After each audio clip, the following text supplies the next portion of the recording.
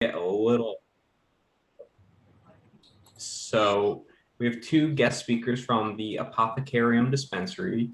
We have Michelle Molesky, the Director of Physician and Network Engagement. Michelle has over 20 years of corporate, medical, and pharmaceutical sales experience with a focus physician outreach and consulting at organizations including Wyeth, Pfizer, Unilever, and United Health Group. She currently manages the physician and community outreach efforts for the Apothecarium in Pennsylvania and New Jersey, educating physicians and community stakeholders about the Pennsylvania medical marijuana program and Terpenes' suite of brands. Michelle holds a BA in psychology from Temple, where she completed the honors program. She has a proven record in sales and relationship management. She is a longtime advocate for marijuana as medicine and is passionate about ending the stigma related to marijuana use. As medical marijuana continues to earn its place as a legitimate therapeutic medical intervention in Pennsylvania and beyond, Michelle is excited to be on the forefront of continuing to build that bridge of acceptance via education and outreach. Michelle also holds an adjunct faculty position at the Pennsylvania Institute of Technology's Cannabis Studies program. She currently resides in the Philadelphia area with her husband and 4 sons. And presenting with Michelle, we have Fran Markka. Fran Mar is a registered pharmacist in Pennsylvania with a BS in pharmacy from Temple University School of Pharmacy. Fran Mar has over 13 years experience in retail pharmacy, including pharmacy management. She has over 5 years experience in managed care pharmacy, working in both the formulary and prior authorization departments, along with being the residency coordinator of the PGYN residency program. She was an adjunct professor at Harcum College for 4 years.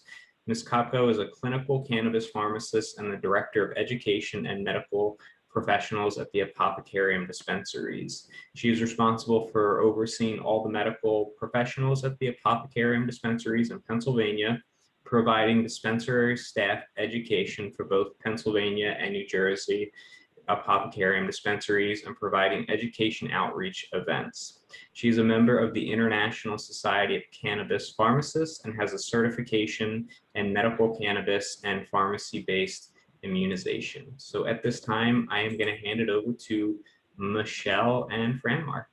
Awesome. Thank you, Seamus. And I just want to make sure everybody can see my screen. Yes? You can just nod. Okay, good. So hi, hello, and welcome. Let me just move our faces so I can see the slides. Fran Mar and I are really excited to speak with you tonight. Thank you for joining us. The Apothecarium is the dispensing arm of Alera Healthcare, which is one of the grower processors of medical marijuana in Pennsylvania. Our first dispensary debuted in Plymouth Meeting, Pennsylvania in 2018. And we have since opened 2 additional locations, one in Thorndale, which is in Chester County, and another in Lancaster.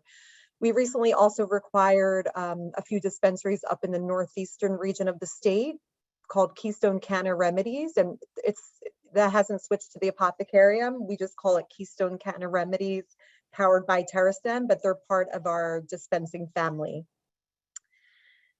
So the Apothecarium was founded in 2011 by a gentleman named Ryan Hudson, and Ryan was aiming to build a dispensary where people could really be proud to bring their moms and dads. And the goal at the Apothecarium is really to put first-time medical marijuana visitors at ease with a beautiful atmosphere and a very friendly and knowledgeable staff.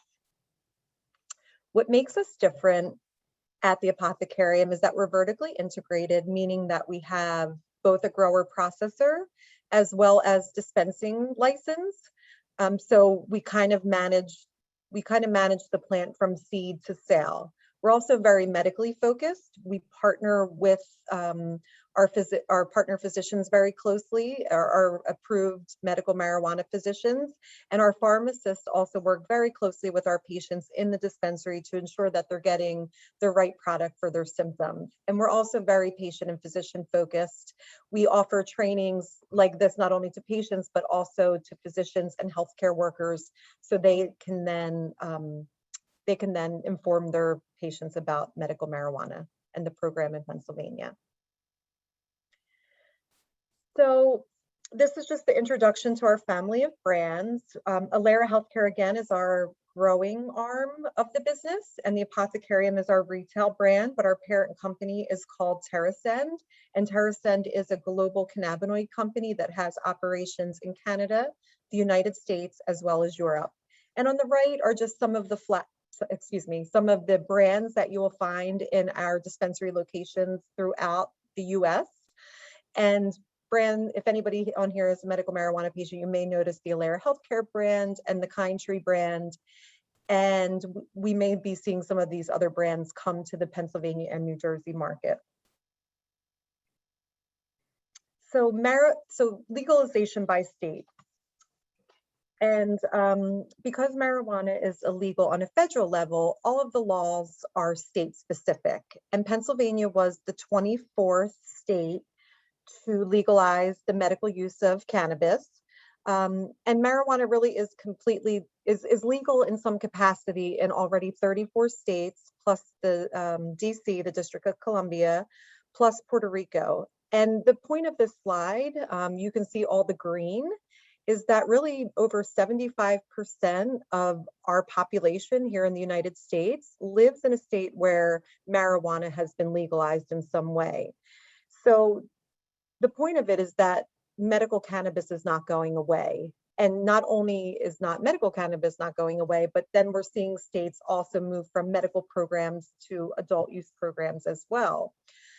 If anything, we'll look back on these days of marijuana prohibition and we'll be able to tell our children and our grandchildren that we lived life when marijuana was actually federally illegal. So we're moving, although it's state to state right now, we are moving in the direction of full federal legalization. So we'll see when that happens. But many states still continue to talk about the possibility of adult use. Adult use is just another word for recreational marijuana. And I know Pennsylvania is talking about it, as New Jersey just moved over and passed laws for adult use, New York as well. So it's slowly but surely happening. So the Pennsylvania Medical Marijuana Program was signed into law on April 17th of 2016. And it was really passed for these two reasons: to provide access to medical marijuana for patients with serious medical conditions, and to also promote high quality research into the efficacy of marijuana in treating said medical conditions. And I'm really proud of Pennsylvania because they were the first to write into their law a chapter that allows for research. And most of the time, there's not a lot of research that has been done because of the federal illegality, at least not in the United States. So, and different organizations that do research really, they don't have access to the marijuana to do it, and they're afraid to lose federal funding and so on and so forth. So the way Pennsylvania wrote their law was so that large teaching institutions could team up with marijuana growers to then work with them to start studying the plant more, so then we can have studies that show that medical marijuana does indeed work. And Pennsylvania's program is really one of the best programs in the country. We because we were the 24th state to legalize medical use, we were able to look at what other states done well and what other states didn't do well. And we have a very thriving program. We have over 500,000 patients registered in our program right now, with about probably 375,000 around there that actually have their medical marijuana card and are utilizing it in the various dispensaries throughout the state. And then we also have this number, I need to update it, almost 2,000 registered physicians, where I think around 1,500 or 1,600 are able to recommend medical cannabis. Physicians do have to go through, first of all, you have to be an MD or a DO to be able to recommend medical cannabis in Pennsylvania. And in order to do so, you have to go through a small training program, which is requires a 4-hour class. And so we have about 1,500, we have about almost 2,000 physicians registered and over 1,500 who are already participating in the program. And these are a listing of the approved serious medical conditions in Pennsylvania. Some of them are very broad, some of them are very specific. When the program first started, we only had 17 approved conditions, and we were able to add 5 more. As you can see, epilepsy is on this list, as well as intractable seizures. And I know with epilepsy comes many other comorbid conditions, and you will probably find some of those conditions on this list as well. And Fran Markka and I are going to kind of flip flop. So she will take the next few slides, and I'll talk to you guys in a few. Thank you, Away, Michelle. Fran Markka. Yeah. Oh, flip back. You jumped ahead on me. There we go. Okay, so the endocannabinoid system. So all mammals actually have an endocannabinoid system. I always find this fascinating because the endocannabinoid system was not even discovered until the early 1990s. So what it is, the endocannabinoid system is made up of 2 receptors in our body, the CB1 and the CB2. That's listed on the left-hand side of the slide. So as you can see with the human body there, the CB1 receptors are going to be located in the brain and the central nervous system and many other parts of the body.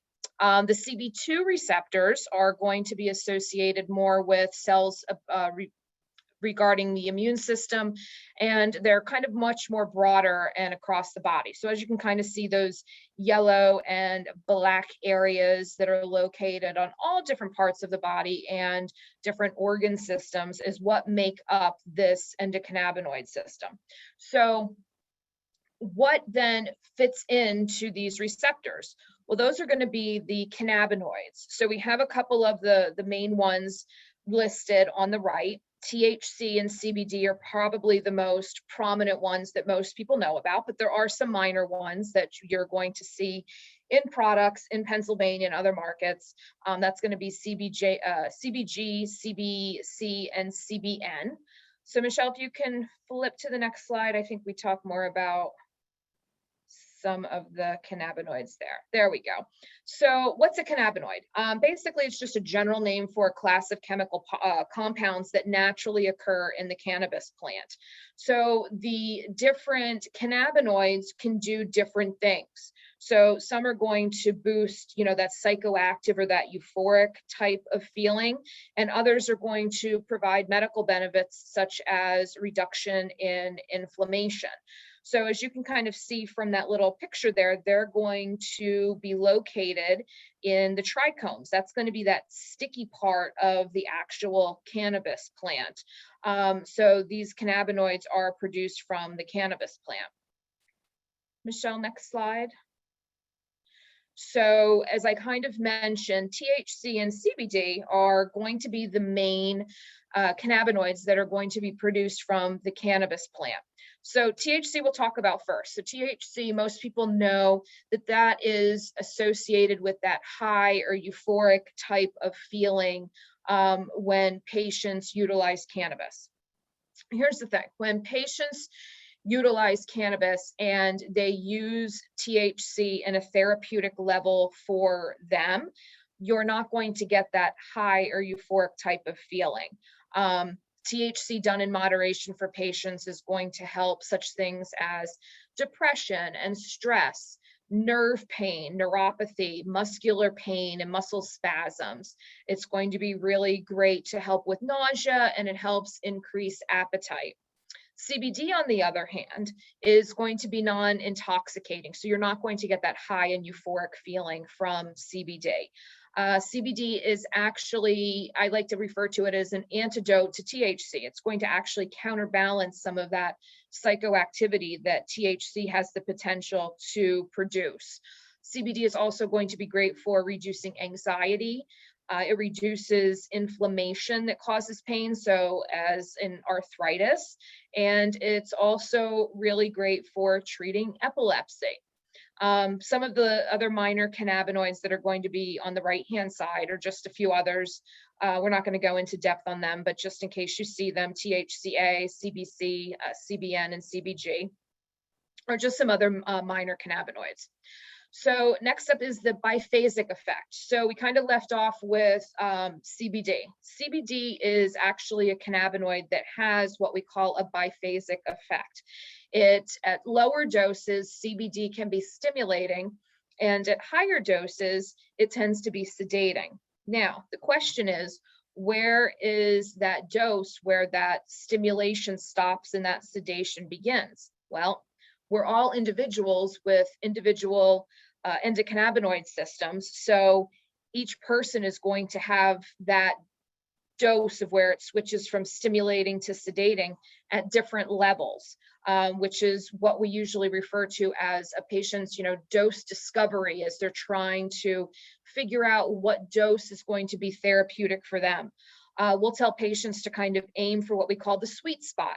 So that's going to be a dose at which medical benefit is obtained without having side effects. So too little is not going to work. Too much is going to cause side effects. In pharmacy land, we'll refer to that as your therapeutic level. Some of you that might be on some prescription medications might go in regularly for blood work because they want to see what your levels are. That's going to be your that's your therapeutic level.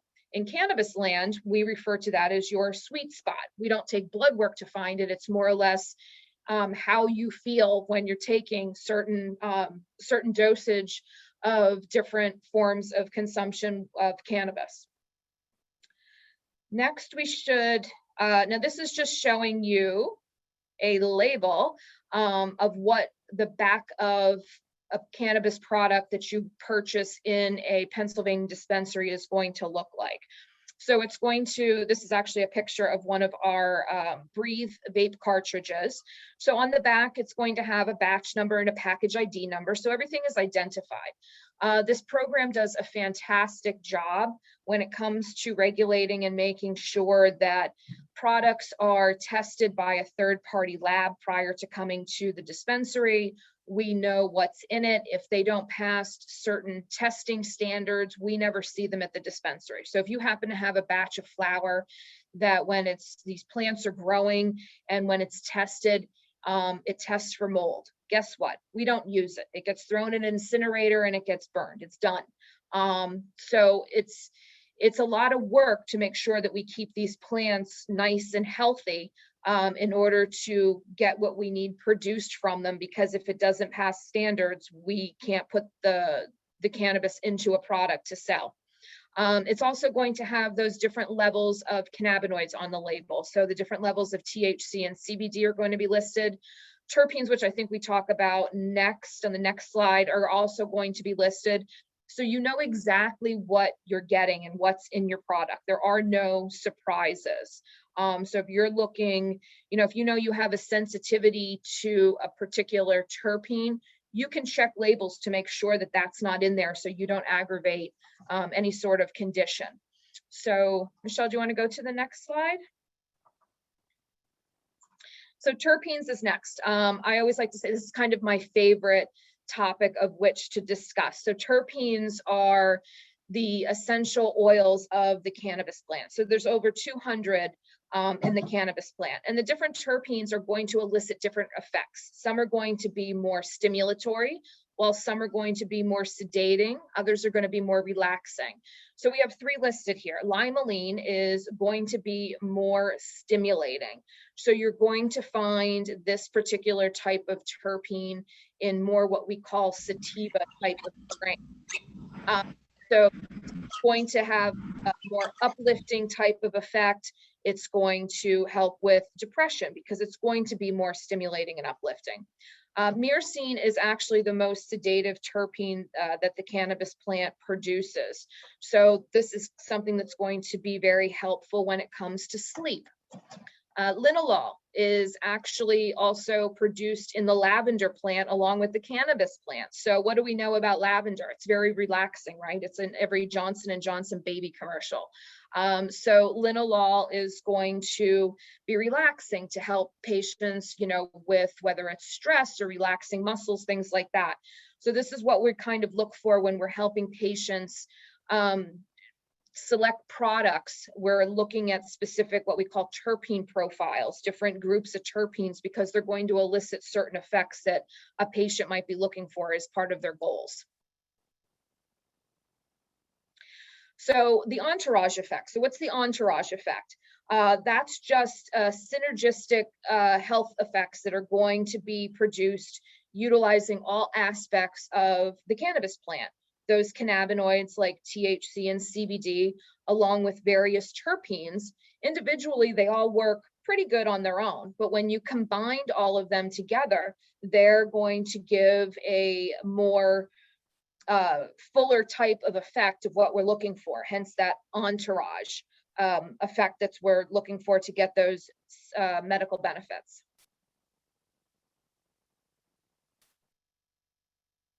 So we'll go back to Michelle. I think you're muted, Michelle. Yes, So I was walk muted. back I just unmuted. Okay, so a question that we get a lot is, does medical marijuana really work? And there are some reports that are, there have been some studies, and Fran Markka will actually go over a few epilepsy specific studies later in the presentation. But just for your information, there has been a report put out. There's a 2017 report published by the Academies of Science, Engineering, and Medicine that really summarizes the current state of evidence regarding what is known about medical marijuana and its therapeutic uses. So based on this paper, actually compiled like all of the studies that were ever done, whether they were, double-blinded, placebo-controlled, observational, whatever. And medical marijuana has been proven to help patients who suffer from chronic pain, who suffer from chemo-induced nausea and vomiting, has been reported to improve MS symptoms, also improves sleep, increases appetite, decreases weight loss, and also improves anxiety symptoms. And again, so there are some studies, but again, because of the federal illegality, it's really hard to have the kind of studies done that physicians are looking for.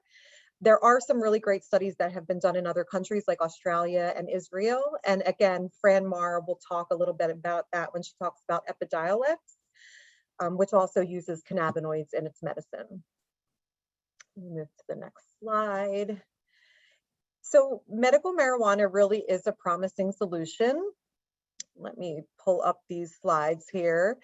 It can really treat many ailments and symptoms. And the best part is that it's super safe and effective. And I keep saying that I'm going to update the slide, and then I always forget after every presentation. So on the left, it shows the 2019 mortality rates for legal and illegal drugs. Actually, it only says illegal drugs. I need them to update this. But you can see that many people die every year from taking illegal and illegal drugs. So you can see synthetic opioids, more than 20,000 people in our country died. Prescription opioids were involved in more than 14,000 deaths, so on and so forth. Benzodiazepines, which are another prescription medication, as well as antidepressants. We're seeing mortality from these things, where if cannabis was on this bar graph, which it should be, it would say 0, because there has never been a reported death from cannabis. And again, you can overdose on cannabis or medical marijuana, and those terms are used interchangeably. So I'm sorry if we keep flip-flopping back and forth, but there has never been a death. It is very safe, but because it is classified still as an illegal narcotic, we just, it just hasn't gotten the clout that it's should get as medicine. It has been medicine for many years, or many years ago, excuse me, until it was prohibited, and now we're watching it come out of prohibition. In addition, there's another study that's kind of shown on the right-hand side here that was done in 2016 in Colorado, which at the time was a medical marijuana state. Now it is both adult use as well as medical. They still have a medical program, but they looked at Medicare Part D prescription, people who got prescriptions filled through Medicare. And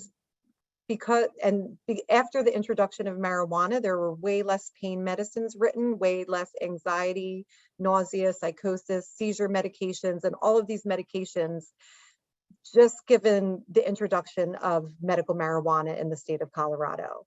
So this is just showing that it's safe and it's effective because people are taking now less medications because they have access to medical marijuana. And I like this slide because it shows all of the active lethal dose ratio and dependent potentials for different psychoactive drugs. So you'll see, really bad drugs on here, but then you also see things like nicotine and alcohol, which are completely legal, as well as caffeine, and then marijuana, of course. And what's super cool about this slide is that this graph shows, a lot of people always ask, well, if I try, because they've been taught that it's such a terrible drug, and if you use cannabis, you're going to end up, it's a gateway drug to all of these other horrible drugs.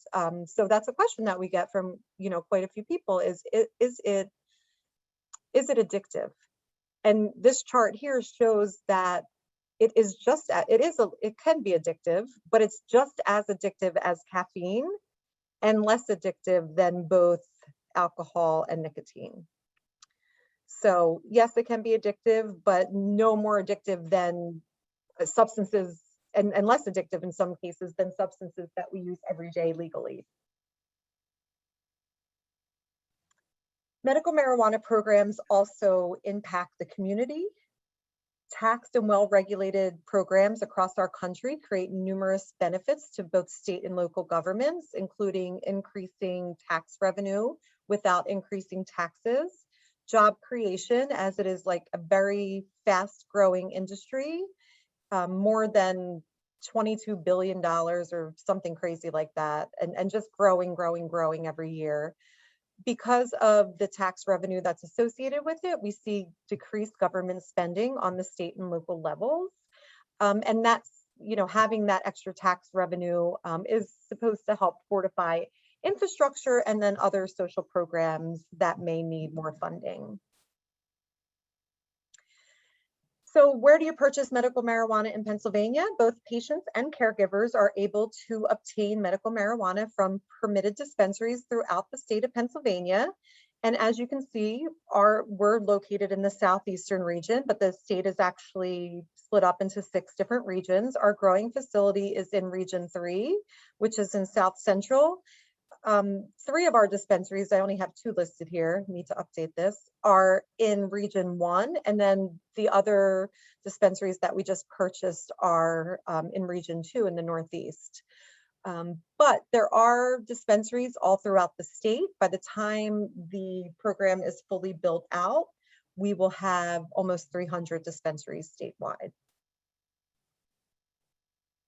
So this is the step-by-step in obtaining a medical marijuana card in Pennsylvania. And I would be happy to walk anybody through this process, but just to give a really high-level overview, the first step is to register with the Department of Health website and create a patient profile. It does have to be done electronically. Because the next step is to go to a physician, an approved medical marijuana physician who can supply the certification that you have one of the serious medical conditions. But in order for the physician to put the certification in, then you will have to have that profile created.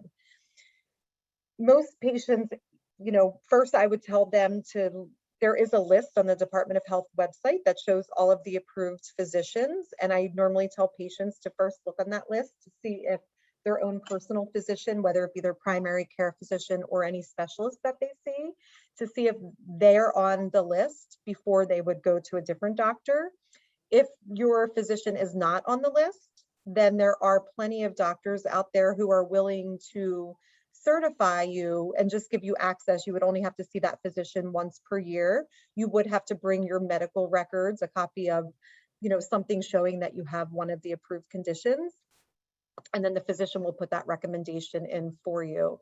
We do always tell patients to always check with their physicians, always let them know that, they're looking to try medical marijuana, because you want to be very cognizant of medications that you're already on and how they can interact, or how they could possibly interact with medical cannabis. And that's something that our medical professionals in the dispensary can also help you with on your first visit. After you see a physician, and please know that you can reach out to Seamus to get my contact information. If you need any referrals to any physicians in the area, I would be happy to offer them to you. After you see a physician to get that recommendation, then you would return to the profile that you created on the state website and pay a yearly fee, which is $50 for the actual card. And after that's complete, then your card will come in the mail. Once you have that card, and you have to have the actual card to visit the dispensary, then you can go to any Pennsylvania approved dispensary. Your medical marijuana card does need to be updated once a year. So you have to see a physician at least once a year to get a new recommendation, and then also pay the state the $50 fee. And each medical marijuana patient can have up to 2 caregivers, despite whether you're able to get out of the house or not. So I'm a medical marijuana patient myself. I don't really feel the need to have a caregiver, but if I wanted one, I could appoint up to 2 people to be my caregiver, to where they could go to the dispensary and shop for me if I weren't able to get out of the house, or I weren't mobile, or whatever the reason would be. Now, the difference between caregivers and patients, patients do not have to go through a criminal history and fingerprinting and a background check or anything like that in order to receive a card. The only thing a patient has to do is prove that they're a resident of the state, and they do that with a state ID or a driver's license. But for a caregiver must also register with the Department of Health, just like the patient did, as a caregiver. And then you would have to go through a criminal history check and all of that before you would be issued your card. And then once you receive that, you would also pay the state $50. They would send you your card. They would link your caregiver account to the patient account. So when you would be able to go to the dispensary to purchase for that patient. Now, if there's any patients that are under the age of 18, no matter what, those patients always have to have a caregiver. Minors can certainly be patients, thankfully, but not without a legal parent or guardian. So the legal parent or guardian would have to be the caregiver, would have to purchase the medicine for an underage patient. These are our approved forms of consumption in Pennsylvania. So most people, when they think of cannabis or marijuana, they think of the beautiful bud that you see on the right-hand side, the dry leaf. But we also have many other forms. From right to left, you can see that we have pills or capsules, the dry leaf, topicals, tinctures, distillate syringes, vape cartridges, and also concentrates. Concentrates are very heavy in cannabinoids, very potent, great for people who are in a lot of pain or might have like a high tolerance to THC. And all of these other formulations can be, Fran Markka will talk a little more about them, about layering products and about, figuring out which products are best for you. So we'll get through that in the next couple slides. And actually, speaking of, I'm going to turn it back over to Fran Markka, and she can talk about what happens after you become a patient and you come to our dispensary for the first time. Thanks, Michelle. So this is kind of the protocol that the pharmacists follow when you come into a dispensary and have a consultation. So first, we like to identify your issues and your goals. So it's not about us at the dispensary, it's about you as a patient and what you're looking to do and what you're looking to achieve and what you want to do by utilizing medical cannabis. So as I mentioned earlier about terpenes, we select terpenes and different terpene profiles, different combinations of terpenes based on the goals that you have. We also discuss, when do you want to medicate? Is it just during the day? Is it at night? Is it around the clock? And then also based on some of your goals, we'll choose ratios, and which means different percentages of THC to CBD. It's going to be not only what some of your goals are and what we're treating, but also on your experience level. We're never going to start you out on something high that your body's not going to be able to handle. One of our phrases that we use all the time is start low and go slow. So we will always start you low because, we're looking for that sweet spot that I discussed earlier. And then determine the best way to consume. A lot of people think when it comes to cannabis, you just inhale it, and that's not accurate at all. Can you inhale it? Yes, you can. We have different forms of consumption that work on inhaling the medicine, but we have many others that don't have anything to do with inhalation. So how are you comfortable consuming your medication? So all of these things put together is how we decide what products to recommend for you.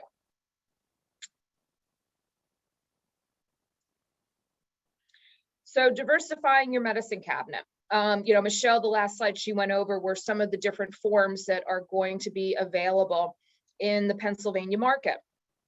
So, if you want something that's going to be a tincture that's going to go under the tongue and work sublingually, that's a little bit faster acting. A tincture that is swallowed is called a solution, which is going to take a little bit longer to kick in, but the effects are going to last longer.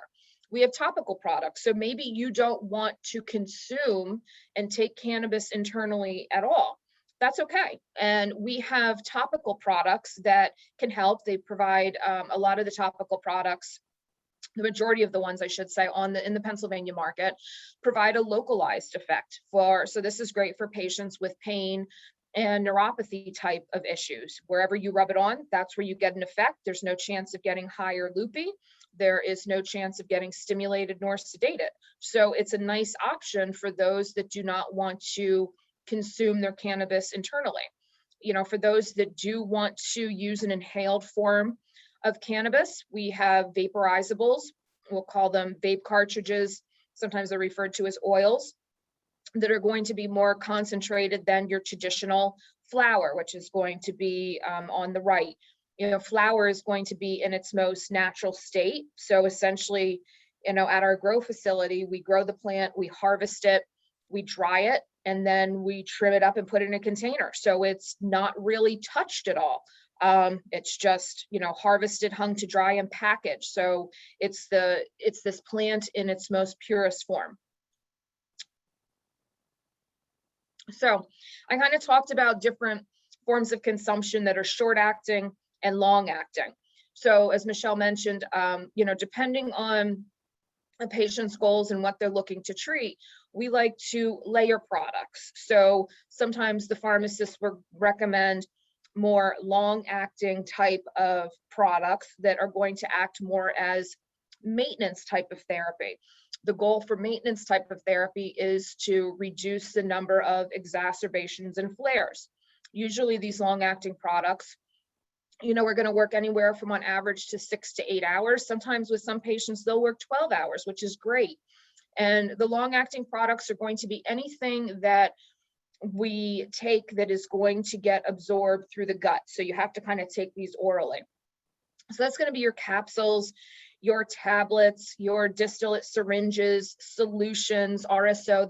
They all can be taken orally and get absorbed in the gut.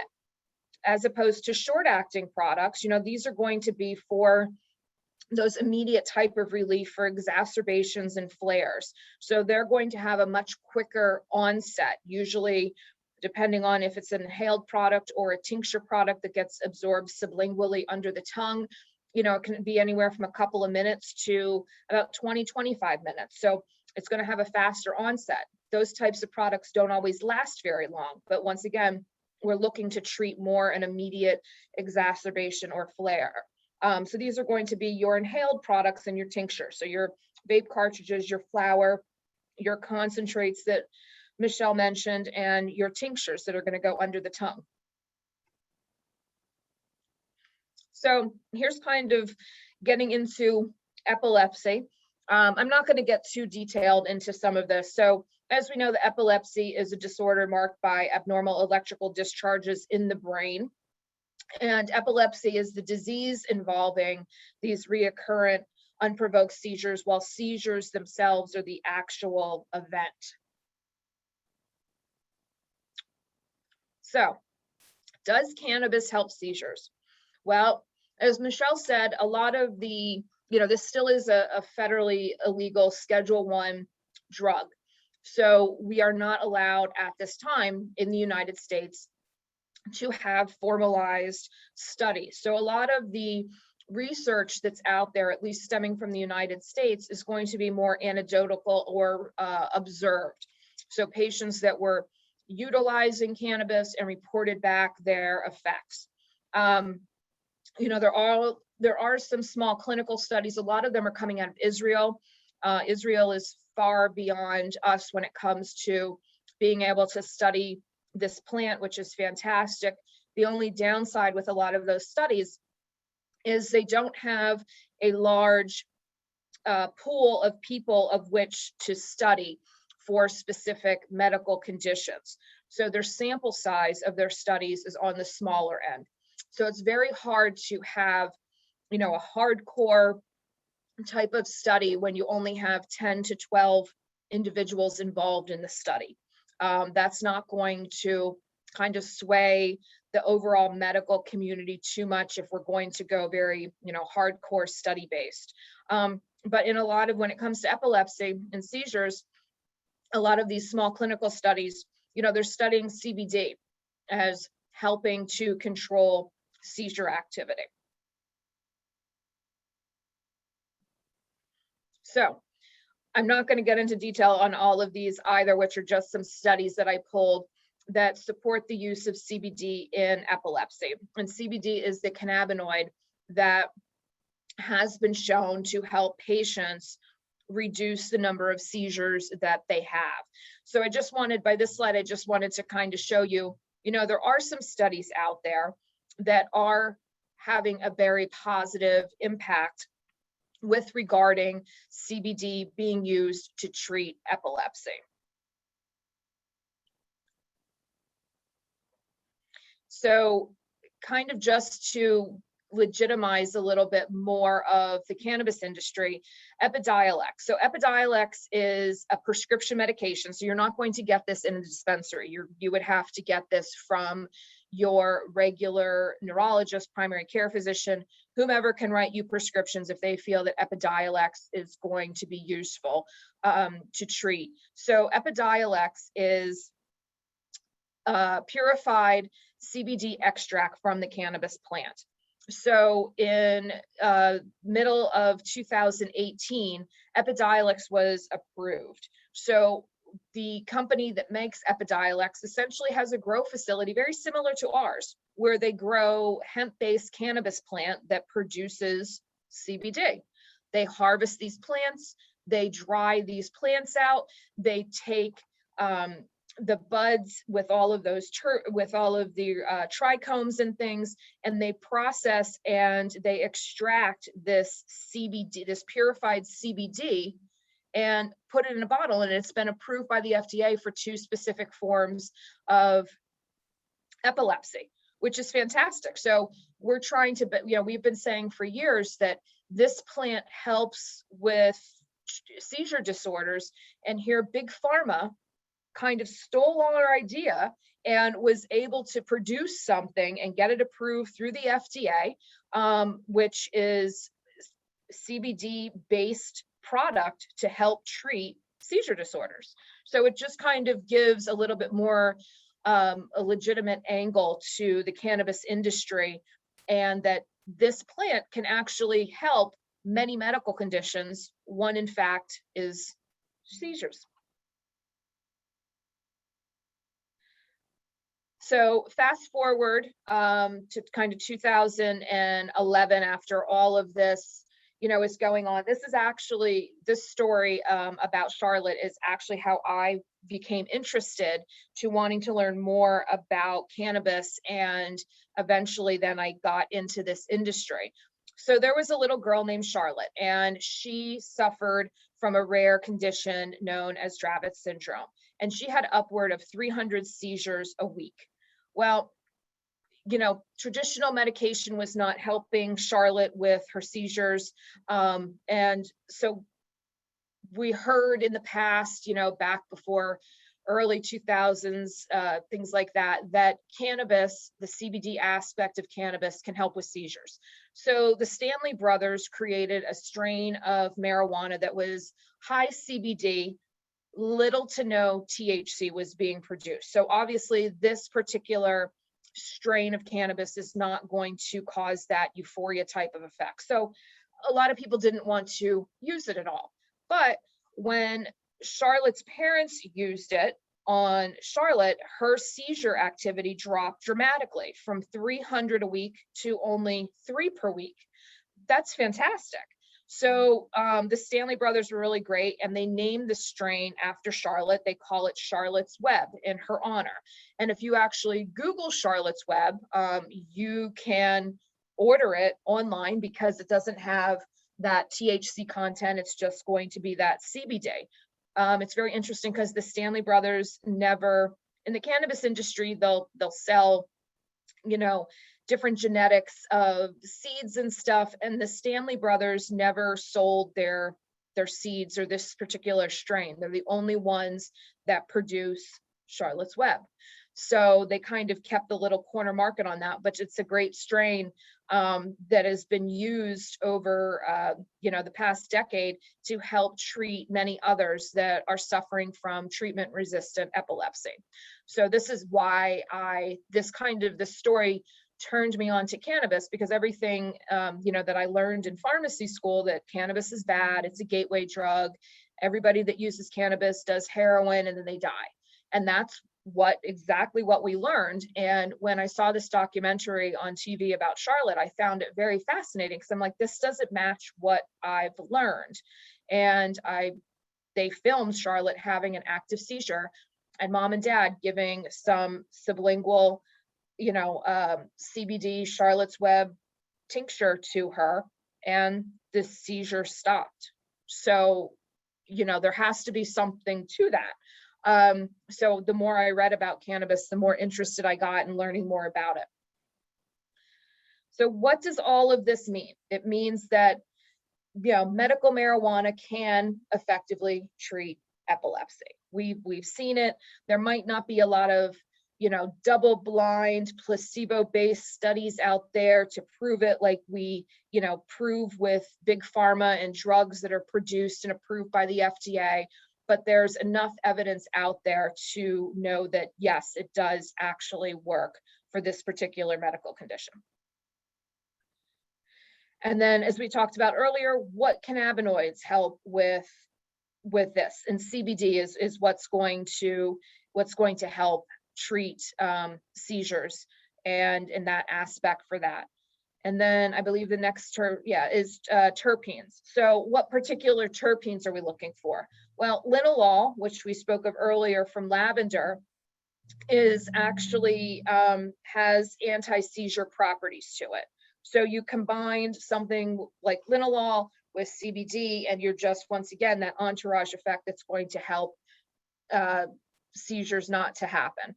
Bisabolol is great. It's from chamomile. It's going to be great when it comes to just relaxing and providing some anti-inflammatory. Myrcene is, once again, going to be great for pain, caryophyllene, inflammation. Bisabolol, myrcene, and caryophyllene also have anti-seizure properties, but linalool does have more out of the 4 of them that are listed. And then once again, I just kind of wanted to reiterate that short-acting versus long-acting when it comes to medication and layering, depending on what your goals are and the different forms of consumption that are short-acting versus long-acting. And we already kind of spoke of this. And I believe that is about it. These are some of the brands that we carry in our dispensary. So although, as Michelle pointed out earlier, that Apothecarium is our retail arm, Alera is our growing cultivation arm, we do carry other grower processors at our dispensary, and these are just some, just to name a few. It's nice being, as a pharmacist, that I'm not pigeonholed into just our grower processor. I have very much a selection of different products from different companies that I can use. My goal as a pharmacist is to find the right product for the right patient. sometimes it's one of our products, but sometimes it might not be, and that's okay. I have others of which to choose from, which are fantastic. So it's nice to be able to have those options when working in our dispensary. Yes. And we have, as mentioned as well, we have 3 locations. This is our Plymouth meeting location, just a snapshot into what it looks like inside of a dispensary if you've never been in one. This is our dispensing area in Plymouth meeting. This is our dispensing area in Lancaster. And then here's Thorndale. And that's really all we have. I mean, it's a lot of information. So we're hoping that you guys have some questions for us, and we'd be happy